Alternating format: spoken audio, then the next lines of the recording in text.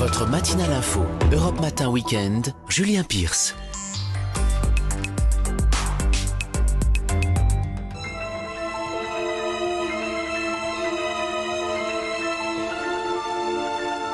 Vous avez pu la vivre en direct et pour la première fois hier soir sur Europe 1, la cérémonie de clôture du 74e Festival de Cannes a livré son palmarès. Bonjour Thierry Frémaux. Bonjour. Délégué général du festival, merci d'être en ligne avec nous. 24 films étaient en compétition et c'est donc Titane de Julia Ducournau qui s'est vu décerner la Palme d'Or, sauf qu'elle a été annoncée par erreur, cette Palme d'Or, dès le début de la cérémonie par le président du jury. Spike Lee qui du coup obtient le grand prix du cafouillage? Non, pas du tout. Au contraire, c'était quelque chose d'assez spontané, d'assez improvisé. Il ne parle pas le français. Et il n'a pas voulu mettre ses écouteurs. Et du coup, la traduction lui a fait confondre. Il devait annoncer la Palme d'Or en fin de cérémonie. Il était prêt à le faire en début de cérémonie.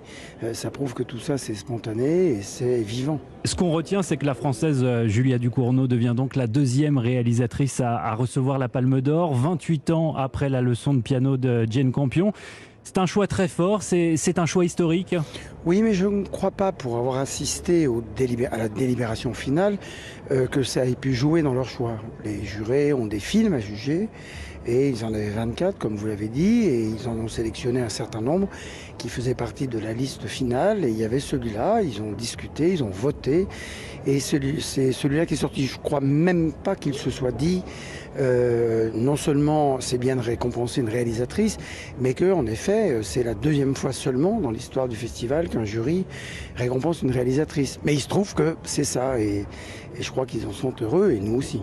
C'est une Palme d'Or pour un film particulier, très dur, Titane, avec un Vincent Lindon bodybuildé qui part à la recherche de son fils disparu depuis 10 ans et une tueuse en série totalement hors de contrôle. C'est un film violent, subversif, interdit aux moins de 16 ans et qui a d'ailleurs provoqué quelques remous lors de sa projection. Non, il n'y a pas eu de remous, au contraire, il y a eu une ovation. Je ne crois pas que ce soit un film violent. C'est un film en effet différent, c'est un film d'auteur, c'est un film de genre. Et on sait que le genre, lorsqu'il est contrôlé, et c'est le cas avec ce film, joue de certains codes dont il ne faudrait pas penser qu'ils sont ceux de la vie, mais ceux du romanesque. Et Julia Ducournau a dit des choses très fortes sur scène.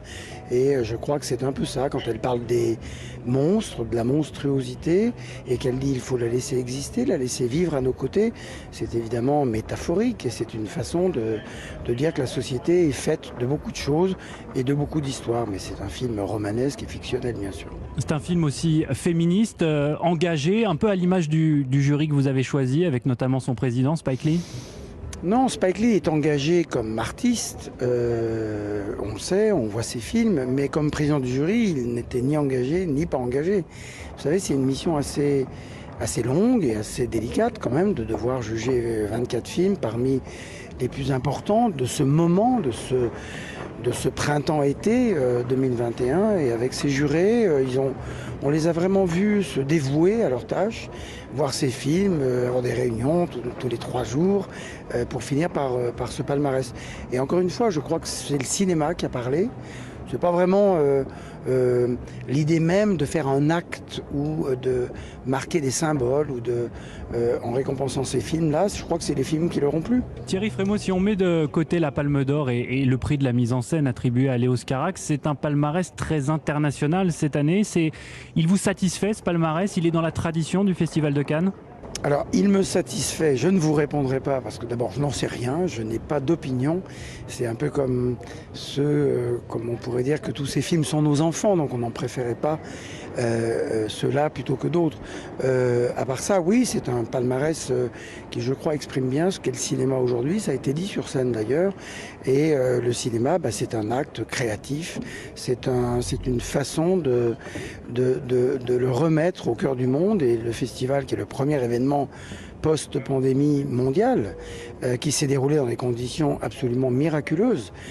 Mais le festival a pu jouer. Vous savez aussi qu'on a fait entre 3 et 5 000 tests par jour des tests sanitaires et nous n'avions que 4, 5, 0 même une fois tests positifs et ça prouve que les gens étaient responsables, ça prouve qu'ils ont fait attention, ça prouve aussi que ni le festival ni même aucune salle de cinéma en France ou dans le monde n'a jamais été un cluster comme ça a été dit. On a été très impressionnés par l'émotion qu'avaient les spectateurs quand les lumières s'éteignaient de partager un film, puis leur sens de responsabilité, leur tempérament, leur comportement qui fait qu'on n'a eu aucun incident sanitaire à déplorer du tout. C'était donc un festival dans un contexte très particulier. C'était aussi le festival, vous l'avez dit, des grandes retrouvailles après l'annulation de l'édition de l'année dernière. Il y avait une énergie différente, il y avait un côté, il faut rattraper un peu le temps perdu. Il y avait une atmosphère différente, il y avait quelque chose, d'abord parce qu'on est en juillet, on n'est pas en mai, et puis oui, il y avait quelque chose, tous ceux qui étaient là, et il y avait beaucoup d'étrangers, même plein d'anglais qui pourtant avaient des difficultés pour venir, des gens qui ont fait leur quarantaine, des latino-américains qui sont passés par Madrid, etc. Donc les gens avaient le sentiment d'avoir fait l'effort de venir, et nous on a essayé de les en remercier, de les en récompenser par la programmation, et je crois que la sélection a plu beaucoup, et il n'y a pas de temps perdu à rattraper. D'abord parce qu'il faut rappeler que l'épidémie n'est pas vaincue et que ce qui s'est passé l'année dernière était suffisamment grave pour qu'on n'ait pas, nous, à être triste de l'annulation d'un festival alors que tout s'écroulait autour de nous. En revanche, même s'il faut, et ça a été dit, aller se faire vacciner, en tout cas faire attention, on espère quand même que d'ici la fin de l'année, l'épidémie aura vraiment reflué et que on se souviendra qu'en juillet, nous, les Français, avec ce festival, on a essayé de vivre normalement et d'aller de l'avant. Vous l'avez dit, vous avez fait beaucoup d'efforts, beaucoup de tests. Vous avez aussi de la chance parce que si ce festival avait eu lieu dans 2 semaines, par exemple, ça n'aurait pas du tout été le même festival de Cannes.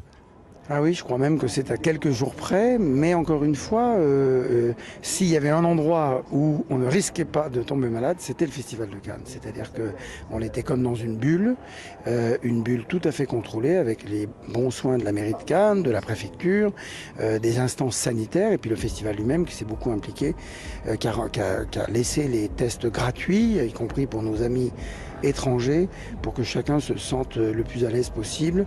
Les gens avaient les masques dans les salles, donc aucun incident n'est arrivé, ça a été absolument formidable.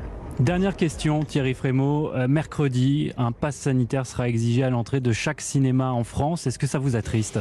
Oh, c'est pas une question que ça m'attriste ou que ça ne m'attriste pas. Je crois que le gouvernement veut faire œuvre de pédagogie pour convaincre tout le monde à être vigilant, mais bien sûr que ça va sans doute impacter très fort les entrées. Vous voyez, par exemple, La Palme d'Or de Julia Ducournau est en salle.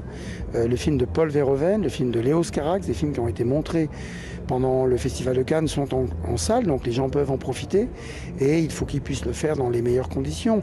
Donc j'espère que d'abord on va pouvoir mettre ensemble les cinémas et les restaurants, que tout ça soit au même moment, ça laisse aux gens le temps un peu de se préparer à ces contraintes-là. Après, comme citoyen, je pense que les contraintes sont nécessaires parce qu'il va quand même falloir la vaincre, cette épidémie. Il va falloir la vaincre, cette épidémie. Ce sera le mot de la fin. Merci beaucoup Thierry Frémaux d'avoir été en direct ce matin sur Europe 1, d'avoir commenté avec nous le palmarès et les temps forts de cette 74e édition du Festival de Cannes. À l'année prochaine.